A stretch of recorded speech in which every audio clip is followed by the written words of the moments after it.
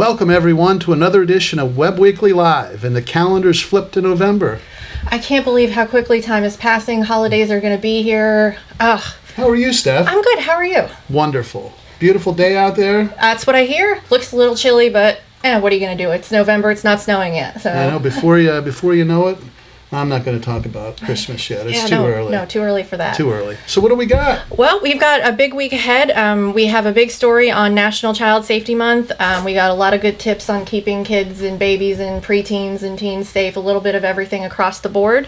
Larry Stout has a really great story about a woman named Mary Ambrose, and she is one of the certified recovery specialists for the Bald Eagle Project. Oh, good. And she's got a great story about how she went from addict to now helping getting people into treatment. So that's a really great story. And incidentally, if you haven't watched our 4-part heroine stories on Webb Weekly Live, I think it would do you and your children good if you sit down and watch them. It's a difficult topic to talk about, and I've heard a lot of things back from people that we've helped put something out there that people can watch together, and it answers a lot of questions. Yeah, the response has been really great. So yeah, we're happy, and you can always check those out and share them friends and family. So. Absolutely. Sorry, Steph. That's no. That's and then Lou has a story that about following the voting trends in Lycoming County since 1860. Oh, wow. So yeah, he really dug into the archives for that one. And speaking of the election, we've got Election Day on Tuesday. Please don't forget to go out and vote. It's a tough voting year, but make sure you get out and do your part. So. Definitely get out and vote. And I don't want to talk too much about who to vote for, but it has been. And I don't want to read my columns in the Webb Weekly. I like to keep the politics in there because you and I have so much fun. But it's been a different election, and my only please keep an eye on what's going on in the world today. The FBI has reopened an investigation that should have never been closed, and this year might be an example when you have to eliminate a candidate rather than vote for. Yeah, it's a little sad, but what can you do? I mean, you do the best that you can with the situation at hand. So absolutely, but the most important thing is, and I always say, those ballots, those votes of yours have been paid for by blood, by American servicemen and women since the founding of our country. And if you don't want to vote, that's your right also as American. However, to me, it's important to get out there, and if you don't like anybody, vote for the third party. Yeah, absolutely. It's just. It makes good sense to me that if people can go for us to foreign lands and make sure our freedom's secure, that we can go to the voting booth and if nothing else, vote our dislike for both candidates. And again, I don't want you throwing your vote away, but that's a personal choice. Absolutely. And, speaking of the election, I'm going to give away some of your money now. Oh, wonderful. We have an election-related trivia question this week. I've got a $25 gift card to Joe's Pizza. So this week's trivia question is, Lycoming County held its first elections in 1795. Who was the first person from Lycoming County to be elected to the PA State Senate? Wow. So who was the first person from Lycoming County to be elected to the PA State Senate? I got a $25 gift card to Joe's Pizza, and I'll give you one little hint. And that this person has a pretty famous street in the city named after him. Wow. So that's very good. And your questions are hard, Scott. Well, I got to make it work for him a little bit. That's good. So. Well, hey, we have Tommy OMalley. Tom O'Malley's in here with us today. Yes. Former Major League ball player, coaching now over in Japan.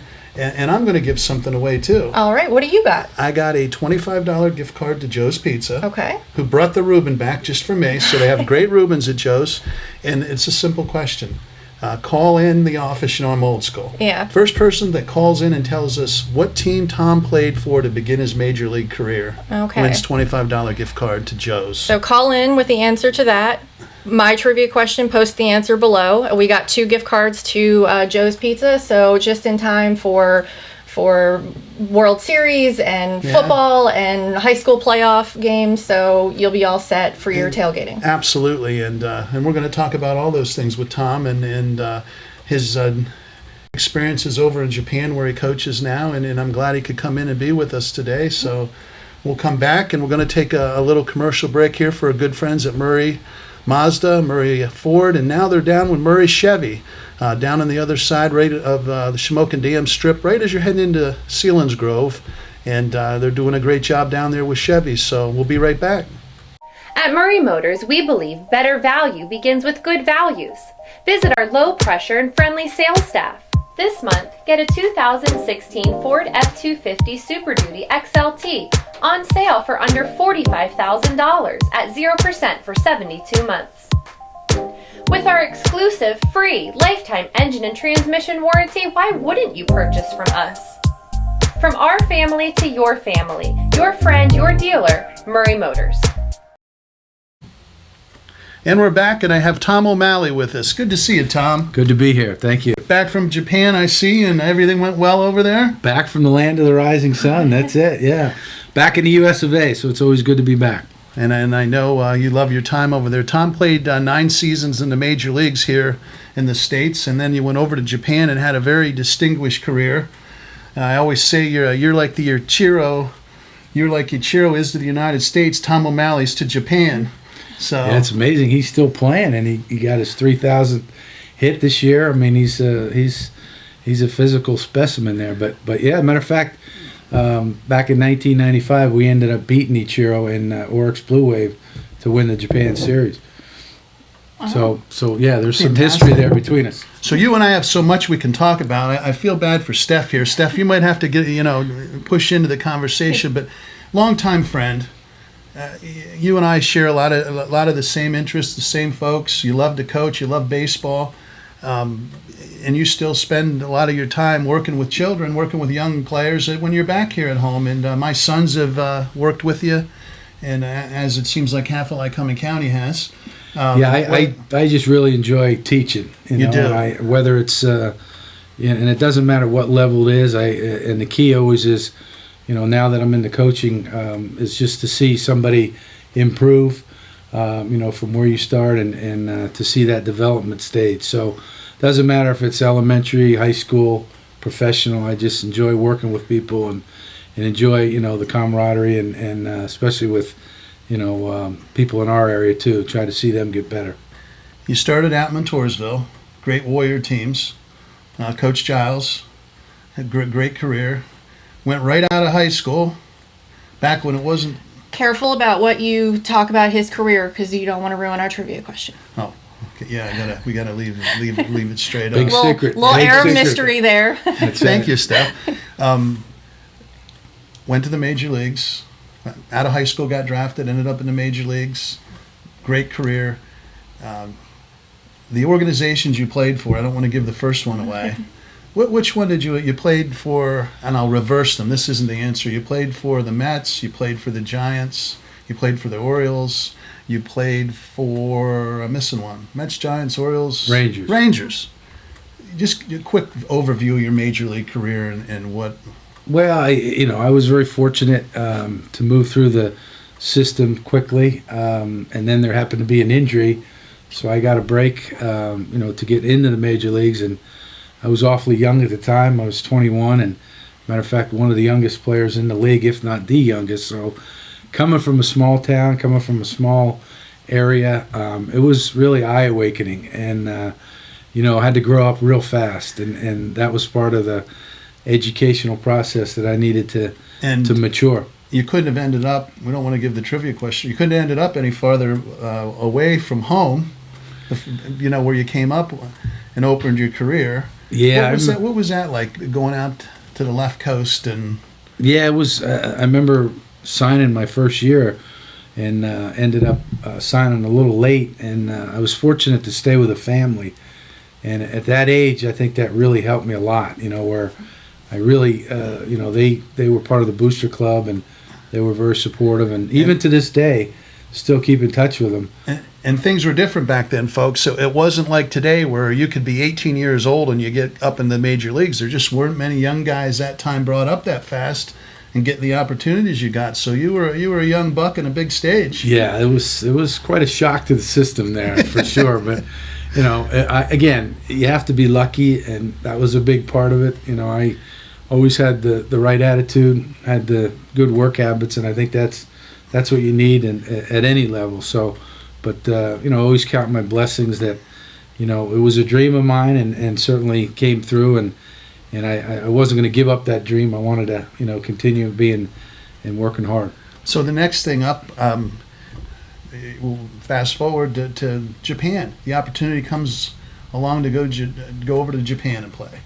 Yeah, I was playing with the Mets and wasn't playing every day, and even though it was New York and I really enjoyed playing in the city there, but opportunity came about where to play every day in Japan, and I'd figure I'd give it a year and see how it would go, and I was there 6 years later. So and then absolutely, and here I am still coaching over there. So we did something right, and as a matter of fact, right now still the only foreign coach that's over in Japan. So I know you broke all kinds of Japanese cultural and traditional barriers. And not only that, you're a significant coach, which is the other part in Japan. Usually, well, let you tell us about that. Well, it's very difficult to get in there. As a player, there's a lot of guys that want to go over there that maybe something's not going their way here in the United States or whatever. But as a coach, it's even more difficult because obviously they're going to go with their own, and so always had good ties over there, and as a player was fortunate to do well, and then. They wanted me to give back what I learned or what wisdom and pass it on to the Japanese players. And we have as many as 4 foreign players, whether they're from the United States or Dominican or Venezuela or wherever. So excellent. Then we have some guys in the minor league. So it's the communication is really big. I don't care what you do, but especially over there when these players are in a different country. So I really help them with that and try to. Eliminate any distraction that they may have. Sure. And obviously just want them to go out there and perform to the best of their ability. And we got to take a commercial break here for our good friends down at Murray Motors, and Brent, Brian, and the gang looking for a new Explorer, a new Ford F-150. Great deals right now, and we'll be right back with Tommy O'Malley.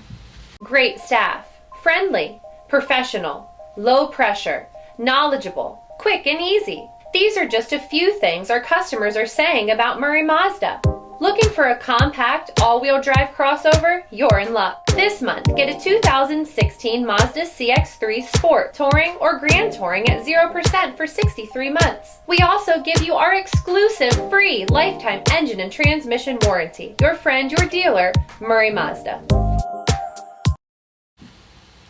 And we're back with Tom O'Malley. Now, I am a baseball fan, but I'm not real familiar with the Japanese baseball system. How does the season run? Yeah, it's very similar here to the United States. They here in the States, they play 162 games. We play 143 over there. But our spring, we start earlier in the spring. It's a longer spring training, and we end about the same time. Their Japan series just ended. And here they're still playing, of course, in the World Series. So, and hopefully, we're pulling for the Cubbies here. The Cubbies. Yeah, but I don't think we can go wrong as long as there's 2 new teams that are in there.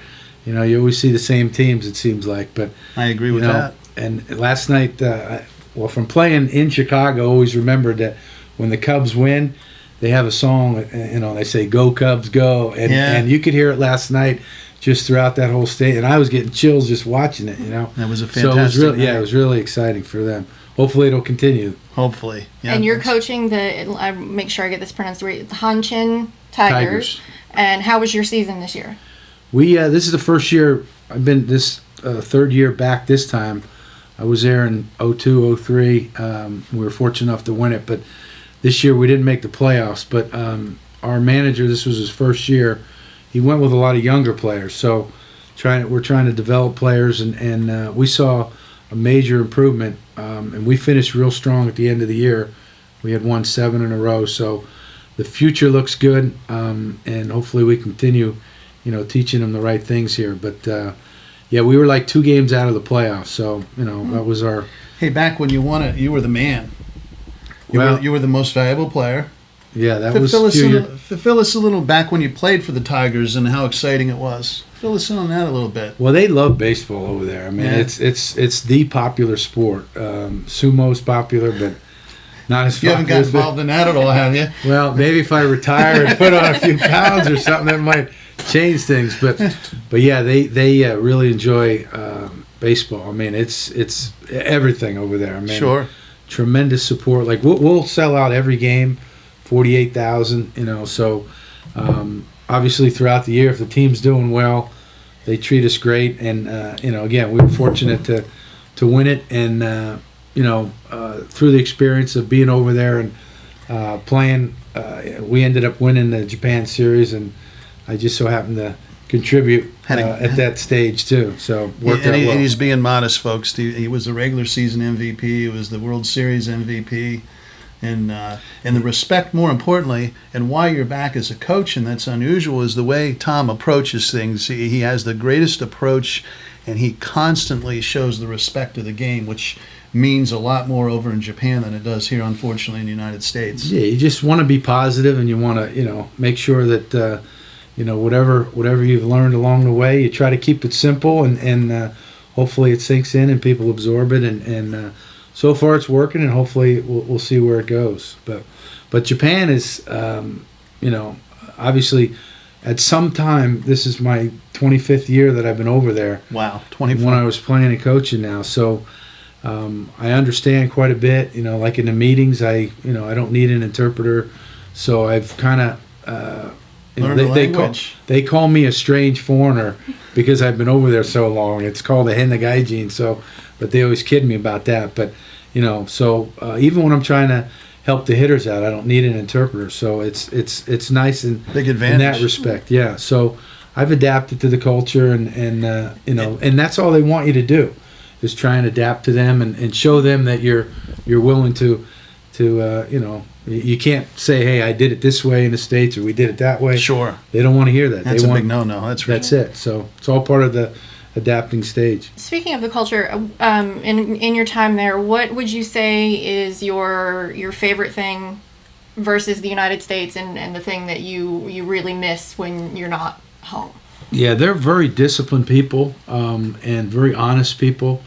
And you know, I've had friends that have lost wallets or in Tokyo, and you know, had their credit cards and money you know, returned. I mean, it's incredible how nice the people are. I mean, it's very clean, but there's so many things we can learn from them over here, and vice versa. You know, obviously Japan is one of, you know, the U.S.'s best allies. So absolutely, you know, they say when we sneeze here, they get a cold over there.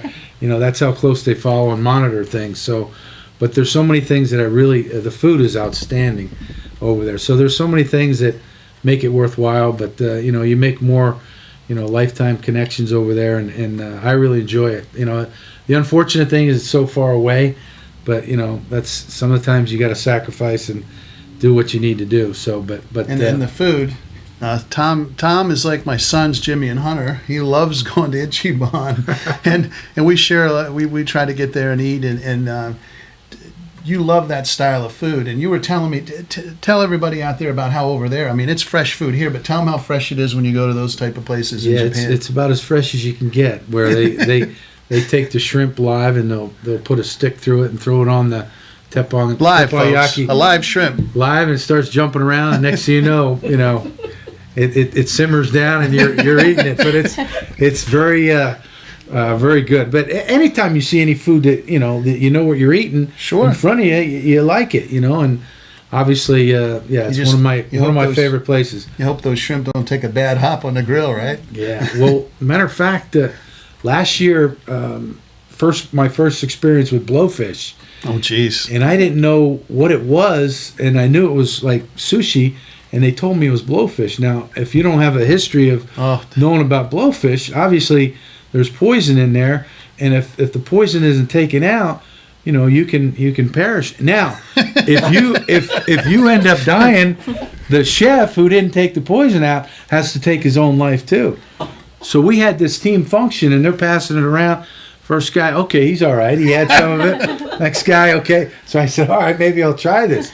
But I never experienced, and you know, I was nervous because, you know, obviously if it's not done right, I mean, so that's an experience right there in itself, needless to say. And that's a good guarantee of your food quality when the chef has to fall on his own knife. Yeah, exactly. In the event that he poisons I don't know which side one of the that customers. Yeah, no, yeah. So that was a little eerie, but we made it out safe. That's for sure.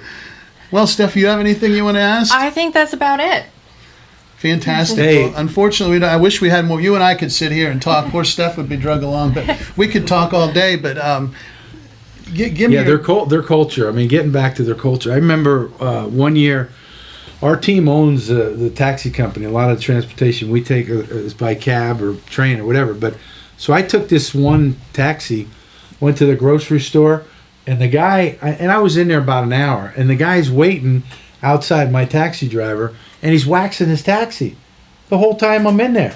Waits for me the whole time. This is the way they are. They're unbelievably nice, patient, and they spoil the heck out of you.